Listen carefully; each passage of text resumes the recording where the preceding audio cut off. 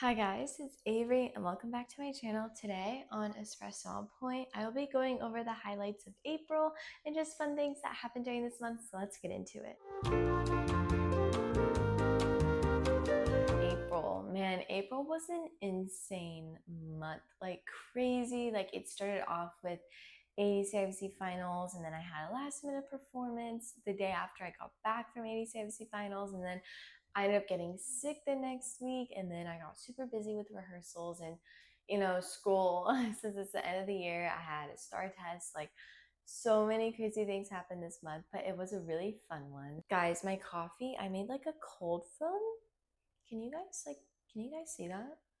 I'm like so proud of it. Today is just oh my gosh. My coffee today is just a classic iced almond milk latte with vanilla cream cold foam that I made myself with heavy whipping cream and vanilla creamer. But anyways, so I will start out first with my ADCIBC review. So my last video was the full ADCIBC week vlog, and the video before that was traveling and day one of that whole time I was there. And honestly, it was a really great experience. Like I loved ADCIBC finals. I thought everything was very like organized. I liked that we got to perform a lot. That was really nice. And just meeting all my friends there again was really nice. Like, and just to learn from all the amazing teachers and faculty there. We had many master classes, so that was really nice to also take from those teachers. So basically, how it works is the first day you get there, you have an adjudicated technique class, and then you learn the compulsory variation, and you have a contemporary audition class because there's a gala piece and there's a contemporary and a classical piece that you get selected for. I was not selected for either of them, but honestly, I was kind of glad because then I got to watch like all the amazing professionals from the audience, which was really nice. And we got to see Sarah Lane perform Giselle, which was truly amazing. And she was so inspiring to everyone. So basically, that was the first like day. The second day you got to perform the compulsory variation. Then you get to do your prepared contemporary solo and prepared classical solo. So basically your technique class and your compulsory performance of the variation are combined. That's a third of your score. Then your contemporary solo and classical solo are the other 2/3 of your score. So each part is 1/3 of your score. And they take the top 15 seniors. For me, it was the top 15 female seniors, and they pick the highest scores, and that's how you get into final round. I am so grateful I got into final round.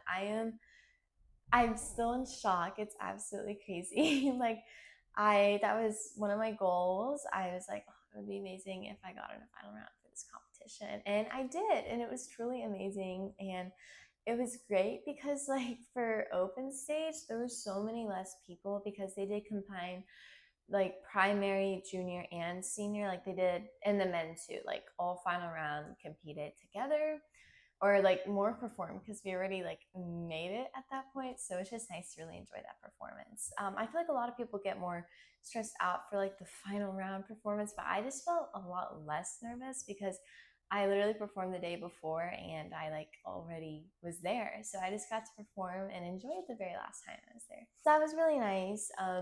So basically that's what they do for final round. They pick the top 15 primary, junior, and senior women, and then I'm not sure how many men were picked. I don't remember. There were many master classes, so basically they had multiple technique master classes I took from different teachers, and they also had a company audition on Wednesday night, like in the middle of the week, which was really great because it's for ages 16 and up. So people who are looking for like training, second company, even like apprentice contracts can go take that class. And people did get offered a lot of second company positions, or maybe not a lot, but like people did get offered second companies. And I did get offered a few trainee positions, and I got offered like summer intensive stuff. It's mostly for like summer and trainees, I feel like, because competitions are geared more towards like younger teens. And I'm trying to think of what else was there. It was nice to be in St. Pete, like the beach. We were like 15, 20 minutes away from the beach, and my family and I stayed in a Hampton Inn hotel, which is like a 10-minute walk from the Hilton where they have the classes and the theater, the Mahaffey Theater, which is so beautiful. Overall, such an amazing experience. If you guys have any questions about it, just let me know. But I'd recommend ADCIBC finals to anyone because it's a truly amazing experience. Another little coffee break. I think coffee is definitely my favorite drink at this point. So the next thing I'm going to talk about that happened during this month, my studio classical training program, basically we're like the training program / school of American classical ballet. So this is a newer thing that's happening, but we are putting on the production, the full ballet, the Bayadere, which I'm so excited for. And casting came out this month, and I'm really excited to announce I will be performing the role of Gamzati, which is my first ever principal role in like a full-length ballet. I'm so excited. So we have two shows. We have May 24th at 7:30 p.m. and May 25th at 2 p.m. I will be performing the Saturday night show at 7:30, and actually one of my really good friends in the dance world, Eliza, she will be Nakia with me, and it's so fun. I love her so much, and it's gonna be such like a fun time performing with her. She's actually with Atlanta Ballet's second company now, so I'm so proud of her. Like, she's gonna be truly amazing, and I'm so excited just to perform with her. Like, it'll be so great. And you've probably seen like a lot of my shorts have been like Gamzati parts or like acting scenes from it.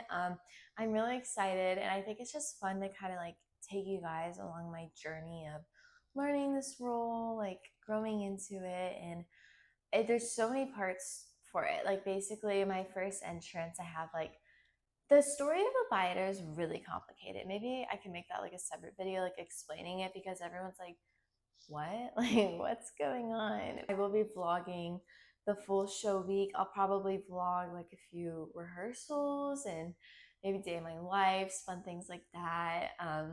So yeah, I'm really excited for the Bayadere. And I will be linking tickets in my description box. So if you're in the Dallas area on May 24th and May 25th, be sure to come watch. Okay, so this topic I'm talking about, this is gonna be your daily reminder to just like keep working hard and focusing on yourself. Like, you can't let what other people think about you or what other people are talking about that's about you like affect anything. You just have to keep working hard and really focus on you, because that's the only way you're really going to get better and get better like faster and really just improve. So I went to San Francisco Ballet Summer Intensive last summer, and it was really great. I loved the training. The people there were really great. The teachers, the faculty. The city with all the fog, and it's not what it used to be. It's dirty, if you know what I mean. The city is. And with the fog and the weather, I felt kind of depressed. I don't know. Like, the sun came out for like 2 hours a day, and that was it. Like, that's all you got. And then it was like foggy and cloudy all the time. And personally, the city and the weather just wasn't my favorite. All that to say, throughout this school year, a lot of people were like, oh, like, did you not get into San Francisco? Like, why didn't you go year round? And I was kind of like, what? Like, what do you mean I didn't get in? I was like, I never auditioned for their year round program because I just didn't feel like the city and the weather and stuff would be a good fit for me. And I just personally don't want to be like that far away from home yet. I don't think I was ready last year to go away from home. I wanted to stay home another year at least. And I love George and Ashley. They're truly amazing. And I think I've improved a lot this year. And just people making assumptions about you, like, oh, she must have not gotten in if she didn't go. Like, you can't control what other people think about you. You just have to like let it go. Just like, okay, they said that, but that's not going to help me. That's not what actually happened. And another example is many people were like, oh, like, are you going to YHP finals? And I was like, no, not this year. And they're like, oh, so did you not get in? And I was like, no, I was invited to YHP finals this year. My family could only make one finals work. I got invited to both ADC and YHP finals, and I chose ADCIBC finals because I've never been in that one before. I did go to YHP finals a couple years ago in 2023, and I did really enjoy it. I just wanted to try something else this year. So you just have to watch out for people like that and just accept that everyone in the world is always going to make like assumptions about you, and they're going to make up stuff that isn't true, and you just have to let it go. You just have to let it go and keep focusing on you. But I just wanted to bring awareness to like it happens to literally everyone, and don't let like you making a decision for yourself because you know that's what you want, don't let that like make you feel bad about it. Like I personally am happy I didn't go because I've grown so much this year, and now I have this opportunity to do a principal role in a ballet I would not have gone if I went to a school like that, you know? So it's just your little daily reminder to focus on you. With that being said, I'm going to go over some comments that I got with like frequently asked questions. So I did post a video about a Ruby Aware photo shoot, and many people are like, "Oh my gosh, like how did you become a Ruby Aware model? Like that's so cool."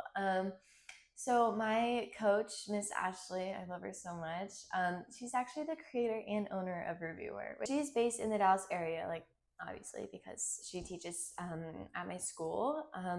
So she just likes to pick models that are in the Dallas area just for like traveling circumstances. And since I've like done photo shoots for them, I've done 2 already. This was my 3rd one. They just wanted someone who was more experienced with the way they like to do a photo shoot. So that is how I got picked for their Ruby Wear summer. Another comment I got a lot was like tips for en dehors and en dedans pirouettes. So I personally am a turner myself. If you can't tell, I love pirouettes. I do struggle with adagio, but pirouettes I can always help you guys with. So I do have a tutorial on my channel if you'd like to check that out. But for en dehors pirouettes, a mistake I see a lot of people, like even at my studio, do is they either don't take a long enough plie or they sit in their plie for a really long time. You have to make sure you have a deep plie, but it's more like plie pirouette, not like plie pirouette or like plie and then pirouette. Like you can't sit in it because then your energy is going to be like gone.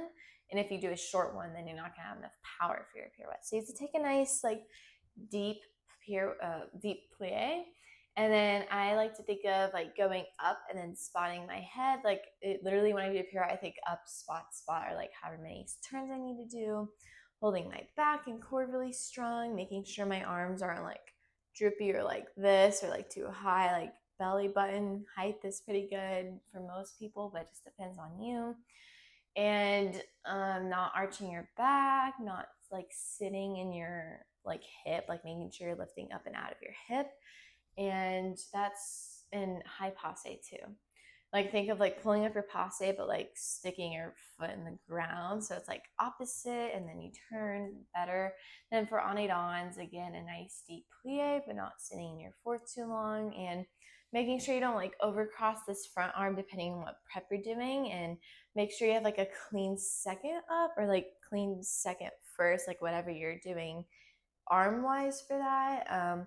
But just really clean arms, and then don't you especially turn it on and on not to sit in your hips. So make sure you like get really up on your sporting leg. And then I like to think for en dedans like passe up, kind of like in the plie, and then go up, so it kind of is like cutting into it, not in like a messy way, but it just helps me with like the momentum and stuff. And again, just spotting, holding your core, all the good things. So that's my tips for en dehors and en dedans pirouettes. And another question I got was, how long do my pointe shoes last? So I usually rotate between anywhere from 2 to 4 pairs a month. Usually it's like 3 to 4 pairs a month, depending on what rep I'm doing. But right now I'm going through them very quickly with all my rep I'm doing. So they'll last about a month ish. I wear our class CL60s and a soft shank so I can help like roll through my foot better. And then I do jet glue like the box before I wear it, but other than that, they last a good amount of time if I'm rotating between my shoes. So yeah, that's how long my pointe shoes last. So I hope you guys enjoyed this Espresso on Pointe episode. There were many things for me to cover this topic or cover this month.